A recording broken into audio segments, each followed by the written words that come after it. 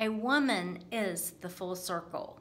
Within her is the ability to create, to nurture, and transform. That is a quote by Diane Marie Child. Hi, this is Beth at BethJones.net, and today I want to talk to you about International Women's Day. Now, what is that? It was a day originally created to celebrate the movement for women's rights. And I've got my notes here. I'm looking down as I'm sharing with you. After women gained the right to vote in Soviet Russia in 1917, on March 8, it became a national holiday. And in 1975, it was adopted by the United Nations. In 2010, the International Women's Committee of the Red Cross drew attention to the hardships that displaced women suffer. In March 2011, President Obama called America to mark this day as a day to reflect on the extraordinary accomplishments of women in shaping our country's history. In 2011, the Red Cross called on states to not relent in their efforts to prevent rape and other forms of sexual violence that harm countless women, including myself. I was sexually and physically abused in childhood, and I was raped and bartered in adulthood, and many women are. In some countries, it is customary for men to give the women in their lives, their mothers, their wives, their daughters, flowers and small gifts. In some countries, children also give presents to their mothers and their grandmothers.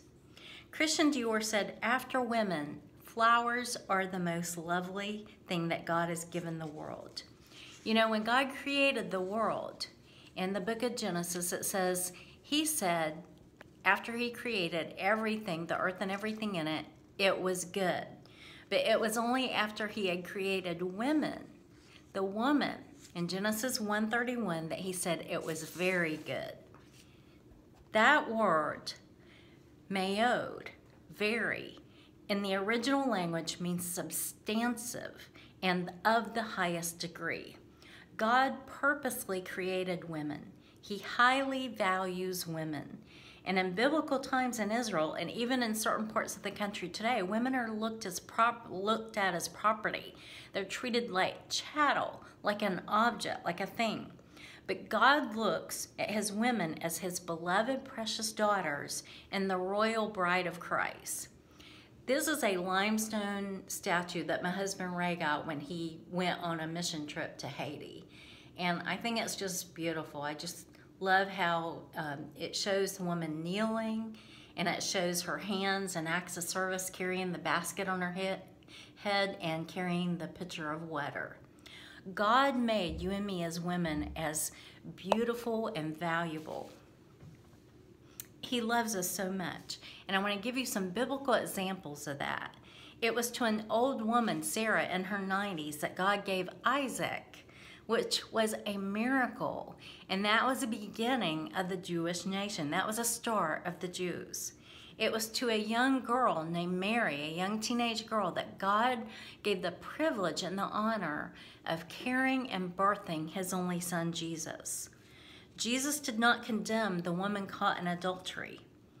He showed her mercy. He showed her love and compassion, and He said, "Go and sin no more." Jesus set Mary Magdalene free from 7 demons. Women disciples followed Jesus and gave Him their wealth to support His ministry. Esther was a young teen girl raised up to be queen who helped save the Jews from extinction. Deborah was a judge and prophetess in Judges 4 and led the army of Israel to defeat the Canaanites. Miriam the prophetess helped lead Israel out of Egypt, out of bondage in Micah 6:4. Martha gave hospitality to and cooked for Jesus in John 11:5. Junia was a female apostle in Romans 16:7. Priscilla traveled, planted churches, taught new believers, and ran a business with her husband, Aquila, in Romans 16:3-4. And there's many more examples in the Bible of women that God noted, that He loved and He valued. And there's many amazing women today who are very influential. The world would not be the same without women. Think today of the women in your life who have made an impact on you. I think first of our beautiful daughters, Heather, Eden, and Leah, my sister Maria, my friends, Shelley, Doreen, Dana, Stephanie, Liz, Ruth, Kim, my spiritual moms, Susie and Betty, and many other women, friends that I have on Facebook, many other women I've met in my life that have made a huge difference in my life. Think about those women in your life that have influenced and impacted you. Today on International Women's Day, think about and pray for these women. You might even think about them and send them a note and let them know how much you love them and what a difference they've made in your life. Let their lives inspire you to become a better woman who will fully reach her God-given potential to leave a lasting mark and legacy here on earth. I want to close with this quote by Melissa Etheridge. You are more powerful than you know. You are beautiful just as you are.